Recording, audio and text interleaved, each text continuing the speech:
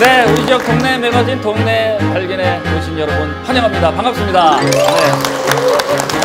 이제 2019년 새해가 밝았습니다. 그래서 새해는 우리 지역에도 좀 더 밝은 세상, 또 뭔가 새로운 도움이 될 수 있는 프로그램을 저희가 만들기 위해서 오늘도 특별한 시간을 마련했습니다. 야심차게 준비했죠. 그럼 야심차게 마련했습니다. 오늘도 특집입니다. 우리가 동네 발견이 아니라 바로 로컬의 발견이 되겠습니다. 로컬의 발견. 우리 지역의 무궁무진한 이야기들, 우리가 한번 삼각해 봄직한 이야기들을 다뤄보는 그런 시간이 되겠죠. 네, 그렇습니다. 지난 시간에 우리 박상현 작가님이 맛으로 기억되는 도시라는 주제로 이야기를 해주셨잖아요. 네.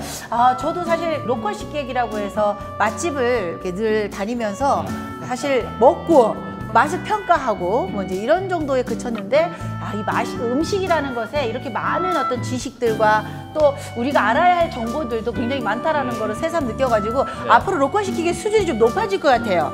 저도 이제 배워가지고 그런 것 좀 얘기해 보려고요. 괜찮겠어요? 그걸 기대하지 마시고 오늘의 이야기를 기대해 주시기 바라겠습니다. 자, 오늘 주제는요. 이야기로 기억되는 도시입니다. 이야기로 기억되는 네네네. 그렇습니다. 이야기로 기억되는 도시는 김태원 작가께서 여러분께 이제 강의를 해주실 텐데요. 궁금한 사항 있으면 나중에 또 좀 물어보시고 또 박수도 많이 쳐주시길 바라겠습니다. 함께 청해서 듣도록 하겠습니다.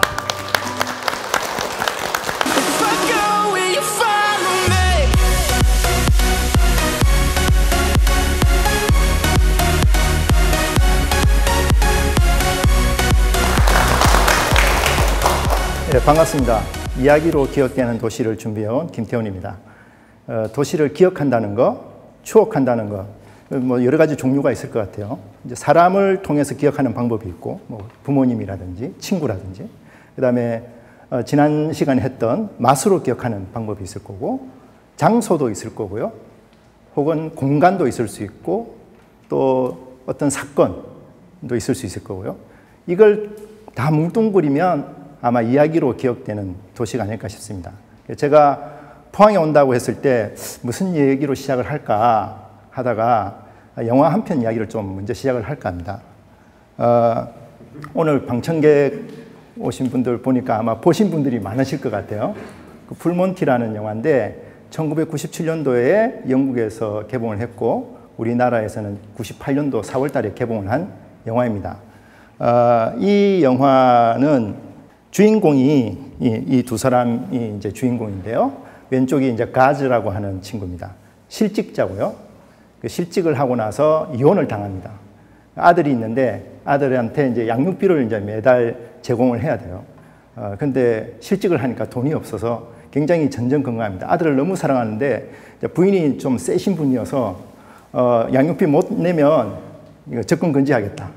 그래서 굉장히 이제 마음이 달아 있습니다. 오른쪽이 이제 데이브라고 하는 친구인데 이 친구도 실직자입니다. 다행히 이혼은 당하지 않습니다. 근데 부인이 이제 그 가게에서 일을 하시는 점원 역할을 하시는 분인데 굉장히 열등감에 사로잡혀 있습니다. 왜냐하면 자기는 돈을 못 벌고 부인은 돈을 벌고 근데 그 부인 가게에 젊은 남자 직원이 있어요. 그러니까 그에 대한 어떤 열등감에 이제 사로잡혀 있는 이제 그런 친구들인데 특히 이제 가즈 같은 경우는 아들을 만나야 되잖아요. 아들을 만나려면 양육비를 내야 되니까 돈이 없으니까 고철을 팔려고 하다가 뭐 들키기도 하고 실패하기도 하고 하다가 어느 날 동네에 여성들이 막 모여 있는 거예요. 펍에. 그 여성들이 모여서 뭘 하나 싶었더니 그 여성들이 남자 스트립쇼를 보고 있는 거죠. 왜냐하면 여성들은 공장을 다니는 사람들이 별로 없으니까 경제력이 있잖아요. 그걸 보고 이 가즈가 야 이거라도 하자 우리.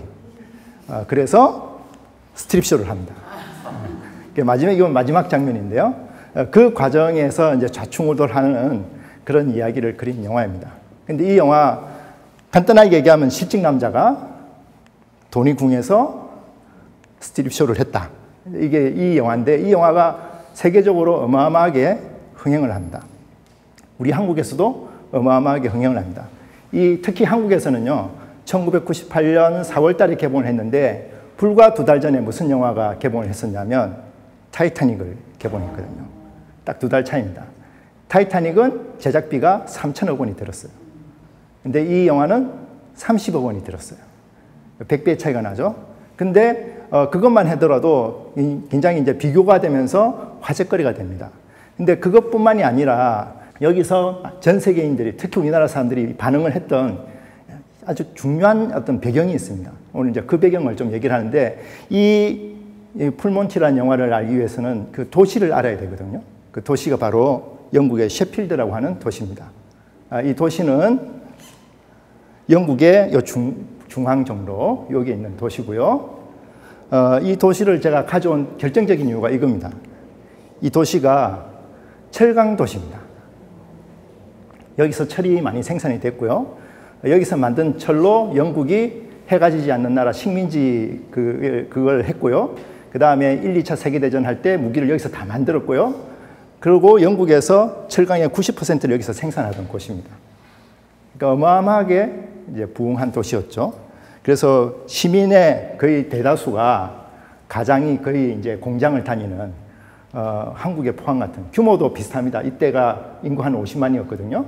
이 영화 찍을 때. 그러니까 굉장히 비슷한 규모죠. 근데 이 도시에 굉장히 잘 나가다가 어느 순간에 이제 문제가 오기 시작합니다. 그 시점이 언제냐면 1973년도입니다. 석유파동, 오일 쇼크라고 하는. 이 영화가 시작할 때, 풀몬티가 시작할 때 앞부분에 어떤 장면이 나오냐면 1972년도에 찍은 셰필드의 홍보 영상이 나옵니다.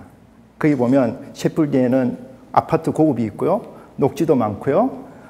그 다음에 밤에는 클럽이 있고요. 수영을 즐길 수 있고요. 정말 미래 도시.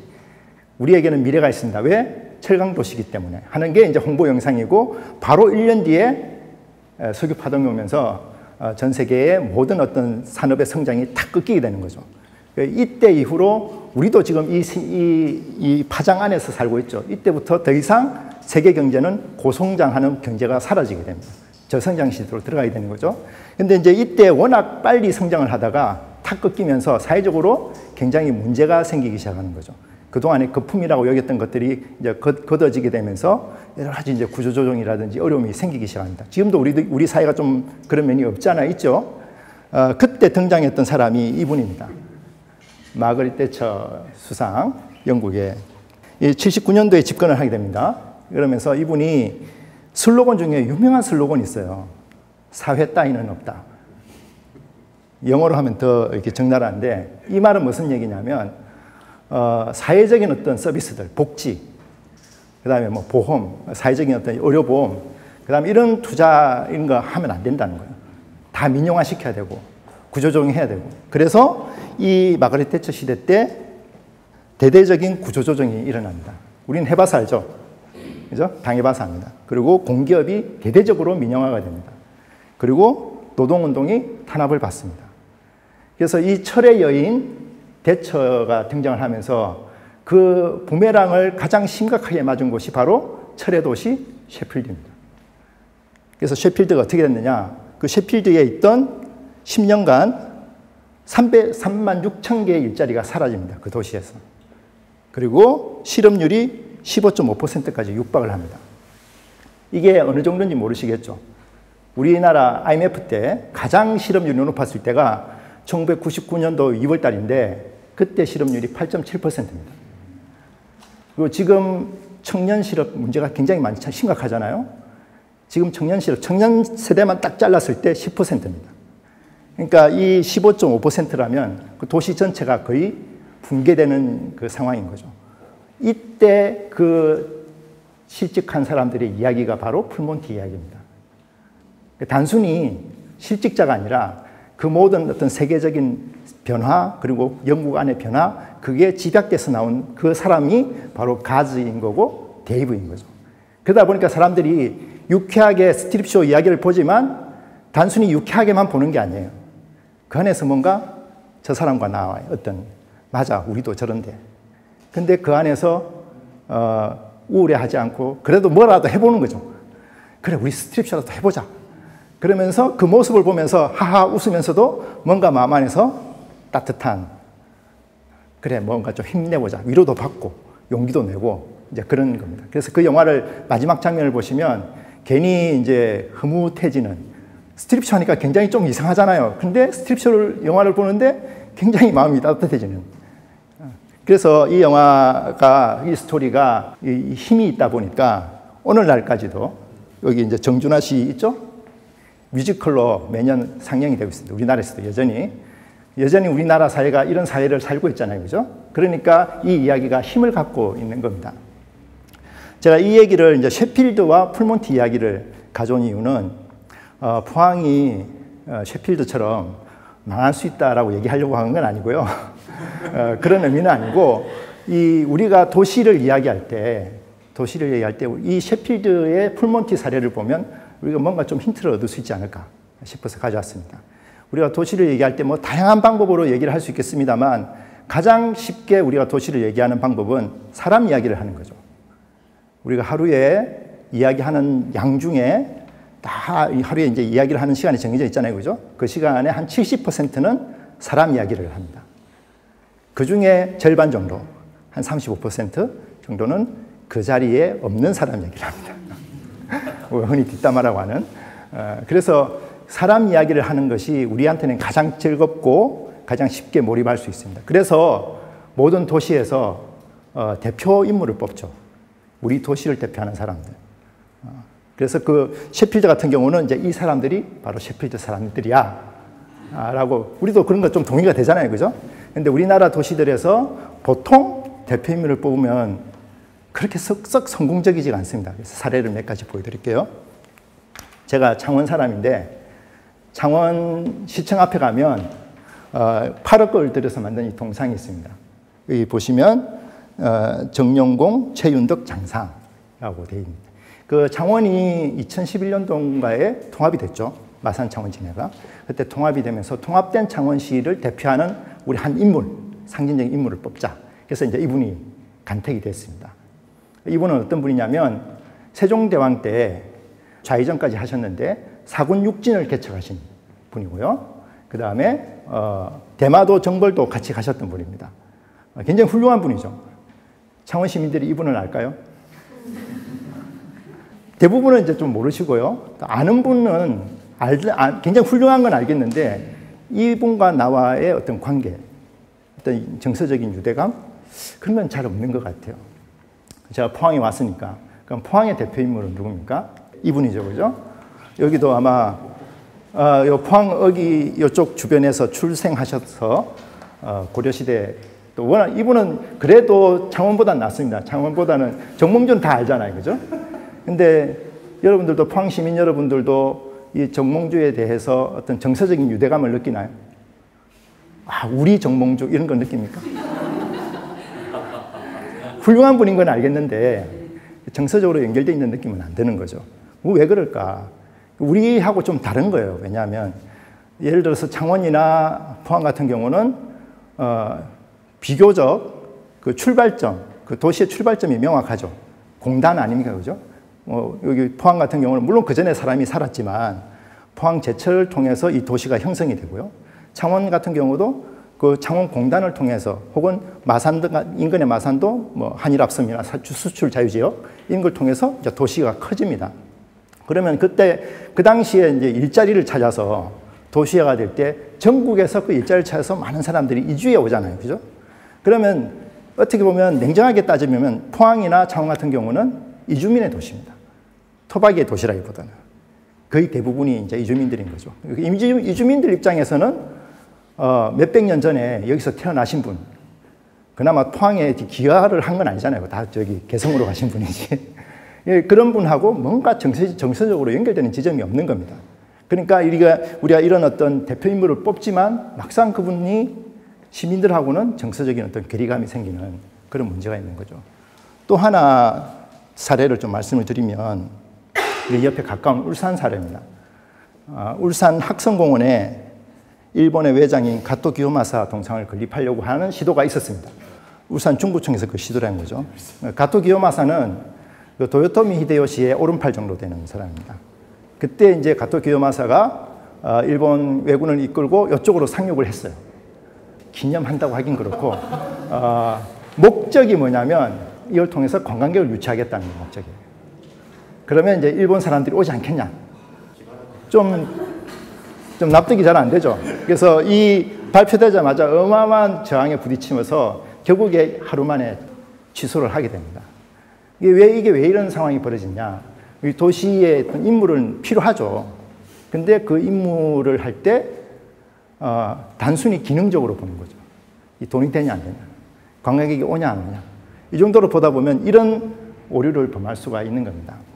제가 이제 앞에 풀몬티의 사례를 이렇게 가져온 이유는, 만약에 그 풀몬티 감독이 이 포항에 와서 풀몬티 같은 포항 사람들, 포항 시민들의 영화를 만약에 찍는다 하면 과연 누구를 찍을까라는 거죠.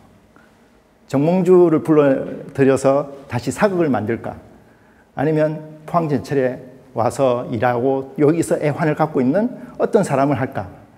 우리는 과연 포항 시민이라면 과연 누굴까? 이런 좀 생각을 해볼 필요가 있지 않을까? 그래서 제가 이 영화를 가져온 겁니다. 이건 제가 참 좋아하는 그림 중에 하나인데요. 폴 고갱이 그린, 이 제목이 제가 예술이어서 가져왔습니다. 이 제목이 뭐냐면, 우리는 어디에서 와서 무엇이며 어디로 가는가가 이 제목입니다. 이 말년에 폴 고갱이 이제 말년에 그 타이티섬인가요? 이제 거기서 그린 그림인데요. 여기 보면 아기도 나오고 할머니도 나오고 뭔가 이렇게 하늘을 향해서 바라는 어떤 모습들. 그래서 이제 이게 이 그림이 주는 질문, 이제 이게 어떻게 보면 우리 도시 이야기에 중요한 단서가 될 수 있다. 포항 시민은 과연 누구인가? 어디서 온 사람들인가? 그렇다면 앞으로 포항은 어디로 갈 것인가? 이런 질문들을 끊임없이 이렇게 던지면서, 물론 정답은 없습니다. 정답은 없지만 그런 질문을 던지면서 우리가 누구인지를 찾아가는 그런 작업이 필요하지 않을까.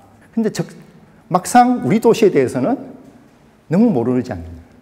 너무 옛날 것만, 500년 전 거, 뭐 1000년 전 거, 이런 게 매달리지 않느냐.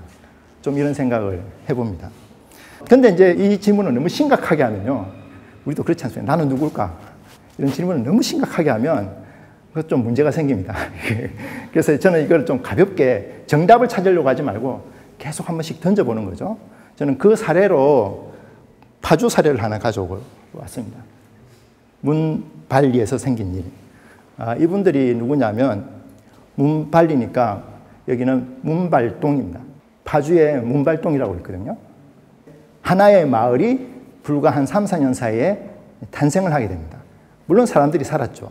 근데 이제 어떤 일이 벌어지냐면, 세월호 침몰했을 때, 그때 많은 사람들이 그때 그 감정을 주체를 못 하는 거예요. 이걸 어떻게든 뭔가 이렇게 해야 되겠는데 방법이 없는 거예요. 그래서 그 비슷한 정서를 갖고 있는 사람들이 뭔가 그 친구들을 추모하자 하면서 마을에 모이기 시작합니다. 파주면은 서울에서 1시간도 안 되는 거리거든요. 자유로도 있고. 다들 이 사람들은 직장이 다 서울에 있는 사람들, 혹은 파주 출판도시에 직장 가지고 있는, 어떻게 보면 다 뜨내기들이죠. 뭐라 합니까? 잠만 자는 도시, 배드타운 도시였는데, 그걸 타면서 그 세월호에 대한 추모 행사를 하면서 마을 사람들이 모이기 시작합니다. 그러면서 뭔가 공통점이 생기기 시작하는 거죠. 그래서 그 모여있던 사람들이, 우리 마을에 나랑 비슷한 정서를 갖고 있는 사람들이 있었네? 이러면서 그게 한 단계 업그레이드가 됩니다. 거기서 탁구 동호회가 생기고, 낚시 동호회가 생기고, 배드민턴 동호회가 생기고 하면서 뭔가 마을이 조금씩 만들어지기 시작합니다. 그러다가 또 2016년도에는 또 광화문에서 또 촛불 시위가 있었잖아요. 또 그 모여있는 사람들이 또 단체로 막 왔다 갔다 합니다. 서울이 가까우니까. 그러면서 하나의 전에는 전혀 모르고 살았던 사람들이 이제는 뭔가 유대감이 생기기 시작하는 거예요. 그러다가 올해 초에 여기 마을에 사시는 한 분이 경기도에서 하는 지원 사업에 응모를 합니다. 마을 만들기 사업에 응모를 했는데 그게 덜커덕 돼버렸습니다. 그게 뭐였냐면, 마을 주민들과 드라마를 찍겠다 한 게 덜컥된 거예요. 1,300만 원을 받았어요. 1,300만 원 갖고 좀 찍죠, 그죠? 근데 일단 그거 가지고 뭔가 한번 해보자 해서 마을 주민 중에 9년차 방송 작가가 있었어요. 그분이 그럼 내가 한번 써보지 하면서 이제 3편에 대한 드라마 대본을 쓰고, 그 다음에 캐스팅을 하는데 어떻게 하냐면 단톡방을 만듭니다. 단톡방을 만들어서 한 30명 들어오는 거예요. 그리고 이제 대본 초안을 올려놓으면 그 주민들이 그걸 보면서 가타부타 막 얘기를 합니다. 이 캐릭터가 어떻고 저 캐릭터가 어떻고, 그러면서 추천이 막 일어나는 거죠. 이거는 그 사람이 해야 돼. 이게 누구 애기 아빠가 해야 돼. 그러면서 나온 드라마가 이 드라마입니다. 문발리에서 생긴 일. 그래서 3편으로 해서 20분, 20분, 20분, 전체 60분입니다. 천불교 베일을 벗기다. 이건 뭐냐면 굉장히 이상한 종교, 사종교인데 천불교라는 사종교인데 뭐냐면 속에서 천불나는 사람들이 와서 속풀이하는 그런 내용입니다. 통장의 발견은 뭐냐면 통장이 되면 마을 통장이 되면 달에 220만 원을 받는다는 정보를 입수를 합니다. 근데 알고 보니까 1년에 220인 거예요. 그러면서 좌충우돌하면서 이분이 자기를 발견하는 거죠. 내가 통장으로서 자기 굉장히 재능이 있네. 그러면서 이제 하는 이야기고, 사마 이제 마을이 보약이다. 이거는 폐지 줍는 할머니가 마을 주민들과 함께 어울리면서 이제 공동체 안에 들어오는 그런 이야기입니다. 100% 마을 주민들이 다 대본 쓰고 캐스팅 다 하고 다 촬영하고 작년 11월에 시사회를 했거든요. 시사회 분위기가 어땠을까요? 마을 잔치가 되는 거죠. 레드카펫 깔고 자기들끼리. 그래서 이제 이런 걸 통해서 마을 하나가 이제 탄생하는 장면들. 우리가 이런 스토리도 굉장히 우리 시대에 맞는 스토리가 아닐까. 물론 이제 정몽주 선생님도 좋지만 훌륭하신 분이지만 우리가 살아가는 여기서도 우리 마을에서도 얼마든지 일어날 수 있는 그런 스토리가 아닐까 싶습니다. 근데 이게 왜 도시에서 어떤 스토리라는 게 사람을 중심으로 한 스토리라는 게 왜 중요하냐. 이야기라는 게 크게 여러분들도 아마 국어 시간에 좀 배우셨을 거예요. 이야기의 어떤 구조를 할 때 플롯과 캐릭터를 주로 얘기를 하죠. 그 플롯이라는 건 뭐냐면 어떤 구조입니다. 이야기 구조, 상황. 근데 그 상황 중에서도 특히 갈등이 생기는 상황이 되는 거죠. 그죠? 일상의 균형이 무너진 상황. 그 상황에서 뭐 예를 들어서 뭐 납치가 됐다든지 사고가 일어났다든지 재난이 덮쳤다든지 이런 게 하나의 이제 플롯이 되는 거죠. 그러니까 그 안에서 캐릭터들이 그 균형이 무너진 상황에서 그 균형을 잡기 위해서 바로잡기 위해서 애를 쓰고 열정을 갖고 도전하고 그러면서 주인공 나오지 않습니까? 그죠? 그게 이 도시가 전체적으로 보면 도시 전체가 플롯이라는 거죠. 우리도 여러분들이 살아가는 일상이 항상 평탄하진 않죠. 여러분도 플롯이 생기고 도시도 플롯이 생긴다. 예를 들어서 낙동강이 있다. 그럼 낙동강을 가지고 식수 가지고 싸우잖아요. 식수를 어떻게 할 거냐. 왜 위에서 물을 관리를 그따위로 하냐. 우리도 물 주라. 뭐 이렇게 지금 싸운단 말이에요. 그렇게 또 하나의 플롯이 됩니다. 그 안에서 우리가 캐릭터로서 어떤 선택을 할 거냐. 어떤 행동을 할 거냐에 따라서 스토리가 지금도 만들어지고 있는 거죠. 그래서 도시 차원의 어떤 스토리를 얘기할 때 제가 항상 들고 나오는 사례가 이 사례입니다. 2013년 4월 15일 날 보스턴 마라톤 대회에서 폭탄 테러가 일어납니다. 이때가 2000년도에 그 9.11 사태가 있고 나서 거의 한 10여 년 만에 처음으로 미국 본토에서 폭탄이 터진 거예요. 그러니까 미국 사람들은 어마어마한 공포와 어떤 당황함과 이런 속에 빠져들게 됩니다. 근데 이때 이 사건이 일어나고 바로 이튿날에 보스턴 대학교 학생 2명이 디자인을 하나 합니다. 보스턴 스트롱이라고 하는 디자인을 합니다. 보스턴은 강하다. 보스턴은 테러에 굴하지 않는다. 우리는 주눅들지 않는다. 이런 어떤 메시지가 되겠죠. 이걸 티셔츠에 만들어서 배포를 합니다. 그러면서 이제 디자인을 오픈을 하는 거죠. 누구나 갖다 써도 된다. 이렇게 오픈을 하니까 많은 사람들이 이걸 가지고 배지를 만들고 스티커를 만들고 해서 막 붙입니다. 시민들이 이 보스턴 스트롱을 통해서 트라우마에 빠지지 않고 뭔가 이렇게 용기를 갖고 그 상황에 이제 대처를 하는 거죠. 그 결과가 뭐냐면 그 범인들이 보스턴을 못 벗어납니다. 보스턴을 벗어나기 전에 시민들이 다 이제 정신을 차리고 공포에 떨지 않고 용기 있게 막 이제 추적을 하니까 그 사람들이 그걸 못 벗어나는 거죠. 그래서 결국 그 사람들 잡아내고 그리고 그때 피해를 입었던 부상을 입었던 사람들을 막 이렇게 구호를 해내고 그리고 이듬해 2014년도 보스턴 마라톤 대회 때 이때 이제 부상을 입어서 다리가 잘려나간 사람들이 보조 다리인가요? 그걸 하고 이제 마라톤 대회에 참석을 다시 하는 거죠. 그래서 박수 받고 이게 하나의 도시의 하나의 큰 서사를 하나 만들어내는 거죠. 이게 그냥 이대로 그쳤느냐? 이 영화 보셨을 겁니다. 우리나라에서도 개봉을 했습니다. 그 당시에 보스턴 시민들이 얼마나 위대하게 이 위기를 극복해냈는가를 만들어낸 거죠. 우리가 도시의 스토리라고 해서 호기심거리가 아니라 우리가 실제로 살아가고 있는, 그리고 우리가 부닥치는 어떤 그런 상황들에서 우리 시민들이 어떤 결정을 하고 어떤 행동을 해서 그거를 극복해 나가는가, 이런 것들이 중요한 하나의 스토리 자원이 된다는 거죠. 아시죠, 이거? 이게 2년 전 겨울인가요? 수능 바로 직전에 지진이 나가지고 포항이 아수라장이 되지 않았습니까? 경주, 포항 뭐 난리가 났었죠. 이런 것들이 어떻게 보면 도시에 굉장히 큰 플롯이 되는 겁니다. 이런 상황에서 우리가 어떤 선택을 하고 어떤 사람, 여기서 들여다보면 다양한 사람들이 있을 거예요, 그죠? 다양한 사례들이 있고. 근데 우리가 그런 것들을 좀 잘 들여다보고 잘 관찰해내고, 또 우리가 이걸 어떻게 시민들이 함께 극복해 나갈 것인가, 이런 것도 우리 도시가 추구하는 데 중요한 자원이 되지 않을까. 제일 앞에서 말씀드린 그 풀몬티 사례도 마찬가지입니다. 풀몬티도 결국에 그 사람들의 삶의 균형이 무너졌잖아요. 근데 그 무너진 균형을 바로잡기 위해서 애쓰는 하나의 어떤 모습들, 그 모습들에서 우리가 감동을 받는 거고요. 문발리 분들도 세월호를 닥쳤을 때 그 사람들의 어떤 일상이 무너지잖아요. 감정이 무너지고. 그랬을 때 그 사람들이 하나 둘 모여서 그것을 이겨내는 그 과정에서 나온 그 드라마가 중요한 게 아니라 그 과정을 이겨내면서 이 드라마까지 나오는 게 중요한 거죠.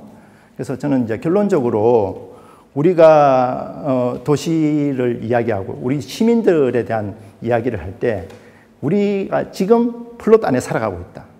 우리도 지금 내 인생의 스토리에서 나 저자로서 하나하나 써나가고 있다.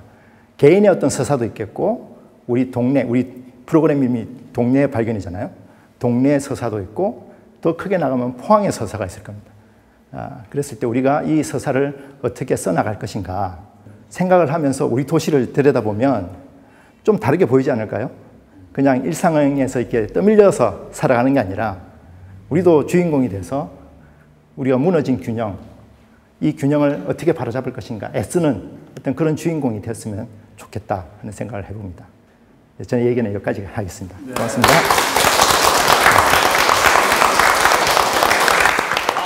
잘 들었습니다. 제가 이제 그동안 이렇게 스토리텔링에 대한 이야기를 많이 이제 듣기도 합니다만, 참 이 도시에 대한 거는 막연하기도 했고, 그래서 뭐 설화 속에 나오는 인물이라든가 그런 분들을 이제 떠올리기도 했는데, 오늘 말씀 들어보니까 관점을 달리하면은 생각들이 이제 바뀔 수 있다는 것. 다양한 플롯들이 있는데 그것들을 이제 스토리텔링 하는 데는 또 이 함께 한다는 의미, 여러 사람들이 함께 또 뜻을 같이 하면은 좋은 또 스토리텔링이 도시에 만들어질 수 있다는 그런 생각도 하게 됐습니다. 다른 MC들은 어떻게 보셨는지 좀 궁금한데요. 예. 사실 저도 이제 그 문화 콘텐츠를 전공하다 보니까 스토리텔링 이쪽으로 이제 굉장히 저도 또 관심을 가졌었거든요. 저희 이제 교수님도 그때 스토리 도잉이라는 얘기를 하시면서, 그러니까 이제 그 지금 현재에 우리가 할 수 있는 것, 하고 있는 것들을 같이 참여해야 된다, 이런 말씀을 하셨거든요. 근데 거의 지자체에서 하고 있는 그 사업들을 보면은 예전에 뭐 어떤 걸 또 우리 관광 사업 한다고 하면 야 빨리 그거 스토리 옛날 거 다 찾아, 이거 스토리텔링 해야 돼 뭐 이제 이런 그렇죠. 예 작업들을 거의 대부분 해 오는 걸로 알고 있어요. 그래서 좀 그런 그 추진 방향 하고 있는 방향에 대해서는 어떻게 생각하는지. 예. 그 스토리텔링이란 말 자체가 굉장히 모호합니다. 지금 한국에서는 되게 단어 자체는 하나도 어렵지 않아요. 스토리를 이야기하기라니까. 근데 이제 그 말이 우리 대한민국에서 쓰이게 된 어떤 맥락을 이해하실 필요가 있습니다. 그러니까 스토리텔링이라는 말이 회자되기 시작한 건, 대중적으로 회자되기 시작한 건 IMF 이후 1998년 이후입니다. 그 결정적인 역할을 한 영화가 타이타닉입니다. 그 맥락이 굉장히 중요한데요. 그때 우리나라는 굉장히 힘들었고, 뭔가 그 IMF에서 탈출을 해야 된다는 어떤 강박 혹은 의지 이런 게 너무 강했기 때문에, 그때 이제 타이타닉이 탁 터지면서 영화 한 편 잘 만들었더니 자동차, 승용차 몇천 대 수출하는 것보다 낫더라. 이게 이제 나오게 됩니다. 그러면서 스토리텔링을 잘하면 돈을 많이 벌 수 있다. 좀 이런 프레임이 생겼어요. 이제 그러다 보니까 그게 이제 지자체로 넘으면, 지자체는 어떤 뭐 자동차를 생산하고 이런 건 아니잖아요. 그러면 지자체에서 뭔가 이 지역 경제 활성화를 하려면 뭘 해야 되나. 그러다 보니까 결국에 관광객을 끌기 위한 스토리텔링으로 자꾸 이제 귀결이 되는 거죠. 그러니까 우리 삶을 위한, 시민을 위한 스토리텔링이 아니라 뭔가 이게 관광객의 호주머니를 좀 노리는 어떤 그런 걸 되다 보니까 너무 빤해지고 그 다음에 좀 지속성이 없어지고 좀 그런 게 있는 거죠. 잘 형성이 되지 않는 것도 좀 있고. 그렇죠. 시민들이 그거를 내 사업이다, 내 이야기라고 생각을 잘 안 하는 거죠. 제가 아까 그 조선시대 분들 말씀을 드렸습니다만 정서적으로 연결이 잘 안 되는 거예요. 그런데 우리도 해외 여행을 여러분들 가보시면 뭐 가까운 일본도 마찬가지입니다만 그 축제 같은 거 가보면 그 느낌이 있잖아요. 그 현지 사람들이 그 축제를 얼마나 소중하게 생각하고 그게 그 사람들한테 얼마나 중요한 가치를 갖는지 그걸 알기 때문에 우리도 가고 싶은 거예요. 근데 여러분도 이제 대한민국의 어떤 여러 가지 축제들을 가보면 우리 손님 입장에서 보면 다 보이잖아요. 속이 다 보이잖아요. 아, 저 사람들이 그냥 손님 끌려고 하나 보다. 그러다 보면 손님 끌기 위한 자극적인 어떤 요소들 그거 위주로 예를 들면 전국에 지금 계곡이란 계곡엔 다 집 라인이 생기지 않습니까? 집 라인 다 해가지고 그 다음에 그거 가지고 이제 그 다음에 케이블카 하면 사람들 많이 온다더라고 하면 다 케이블카 짓는 거예요. 그게 처음에 희소성이 있을 때는 좋겠지만 그게 보편화돼 버리고 나면 그 자체도 이제 효용 가치가 떨어지겠죠. 그래서 우리가 좀 스토리텔링이 이제 태생적으로 그런 한계를 갖고 있습니다만 이제는 이제 그거 좀 벗어나서 정말 우리 시민들이 우리 도시에 대해서 자부심을 느낄 수 있는 아까 보스턴 사람들이 그 과정을 통해서 보스턴에 대한 어마어마한 자부심이 생기잖아요. 그런 것처럼 우리도 우리 도시에 자부심이 생길 수 있는 스토리. 우리 동네, 우리 마을에서, 우리 아파트 단지에서 이 아파트 단지 사는 게 비싸서가 아니라 우리 아파트 단지 사는 너무 좋아. 여기 있는 게 너무 행복해. 그렇게 우리가 도시를 기억해야 되지 않을까? 그런 좀 시도를 했으면 좋겠습니다.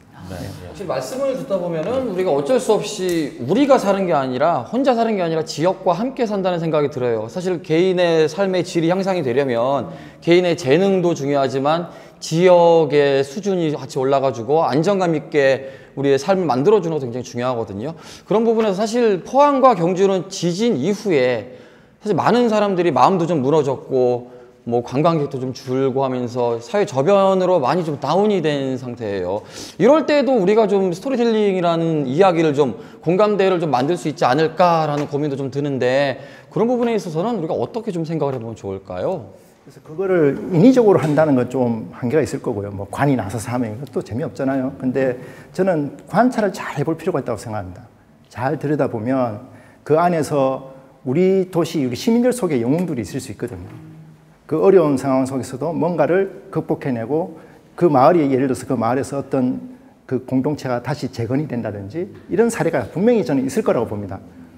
괜히 경주 사람이고 괜히 포항 사람이 아니잖아요. 이 안에서 우리가 그런 사례들을 관심을 안 두는 게 저는 문제라고 생각하거든요. 그래서 그런 사례들이 있으면 그 사례를 잘 발굴해서 우리 동네에 발견해서 잘 발굴해가지고 그 위기를 오히려 기회로 여겨서 그 동네의 자부심이 되게 하고 그것이 하나의 모델이 되게 해서 우리가 지진 정도에 무너지고 지진 정도의 도시가 휘청거리는 게 아니라 그 지진이 와도 우리 도시는 언제든지 이겨낼 수 있어. 뭐 이런 어떤 자부심을 주는 그런 스토리를 우리가 찾아내는 그런 스토리텔링이 있으면 참 좋겠다. 이런 생각을 해봅니다. 새로운 미션을 주셨네요. 야, 우리 동네 발견의 그 어깨가 굉장히 무거워지고 이제 개편에 이제 이런 걸 아이디어를 받아가지고 창업이 아니라 이제 그 프로그램 개편에 좀 도움을 좀 받아야 될 것 같은 생각이 듭니다.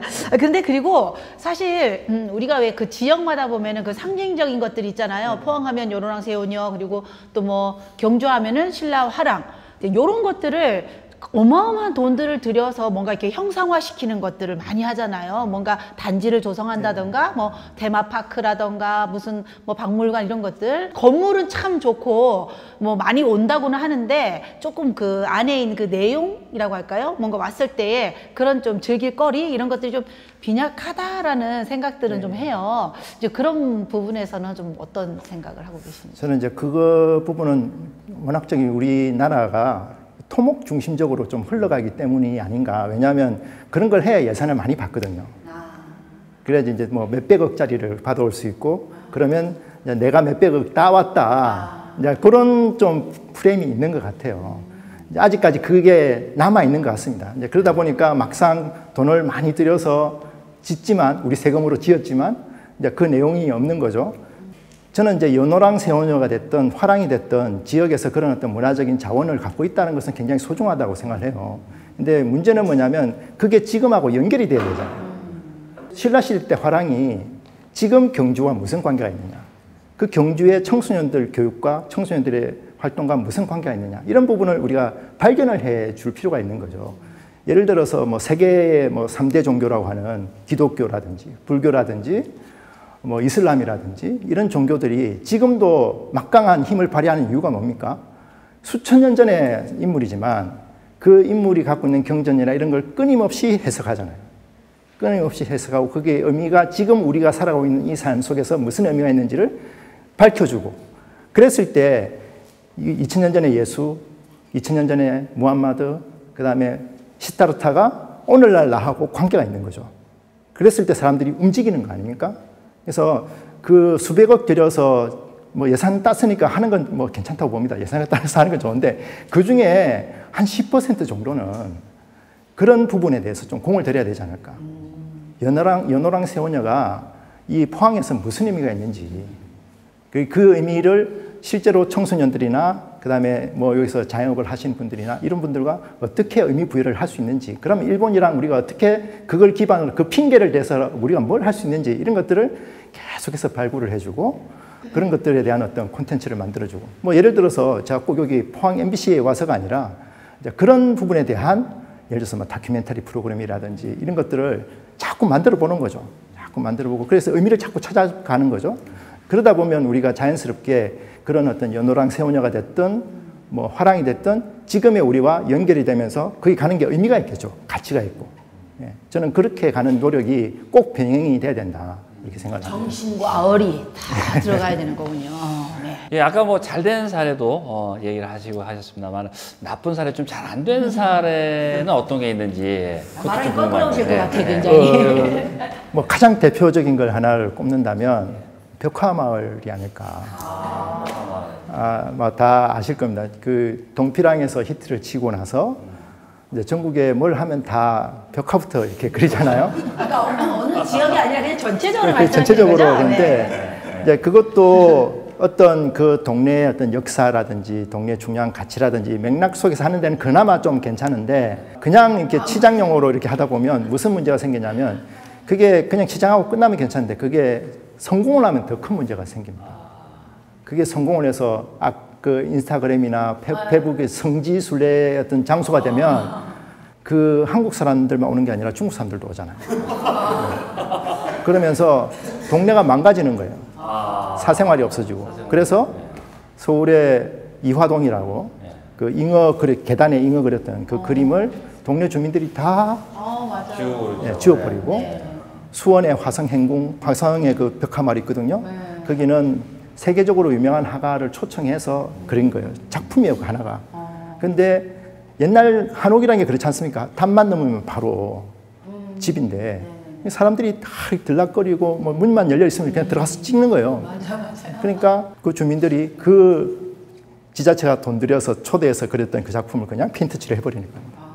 그러니까 그게 우리가 철학이 없이 단순히 관광객을 위한, 관광객을 끌기 위한, 그러면 이 동네가 살아날 거다, 경제가 나아질 거다, 이런 굉장히 좀 얇은 생각 한 결과가 아닐까. 그래서 이제는 좀 그런 단순한 생각을 좀 넘어서 우리 정말 시민들이 행복해지고 시민들이 동네에 자부심을 가질 수 있는 그런 스토리텔링으로 이제 좀 관점을 바꿔야 될 시점이지 않을까, 이 생각을 합니다. 네.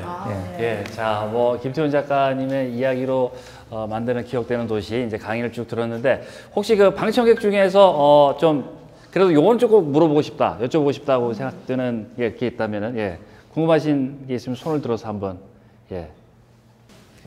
선생님 얘기 잘 들었습니다. 그 아까 이야기로 기억되는 도시 속에서 시민으로 살 때 선생님 얘기하실 때 방송에서 해야 되는 역할, 영화를 설명해 주시기도 하고 드라마를 만든 것도 설명해 주셨는데 그 이야기로 기억되는 도시의 시민으로서 관찰하는 일 말고 어떤 수단을 하나 가지고 도구를 사용해서 나도 그 이야기를 누군가 전해보고 싶다면 어떤 수단이 효과적이고 그 목적에 맞을까, 그게 궁금합니다. 네.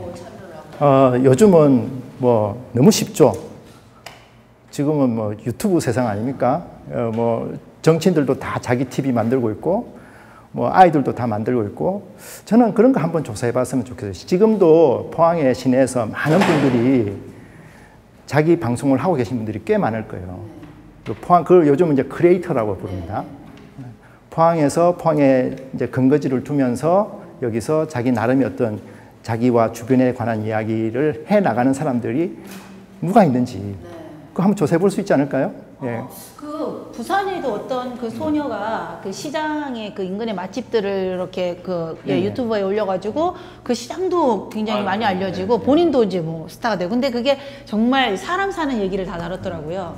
아 저희가 또 크리에이터를 찾아야 되겠네 포항제 프로그램 코너 만들어야 되겠네 코너. 그리고 실제로 이제 청소년들이나 어린이들 같은 경우에 꿈이 크리에이터가 되는 애들도 꽤 많아요. 여기에서 건강하게 우리 지역을 이야기하는 그런 분들을 잘 발굴해주고 격려해주고 하면 우리 지역의 얘기가 굉장히 풍성해지지 않을까. 그 방송이 그런 분들을 격려해준 하나의 플랫폼 역할을 해주면 콘텐츠도 굉장히 풍성해지지 않을까 이런 생각을 해봅니다. 예, 아주 잘 들었습니다.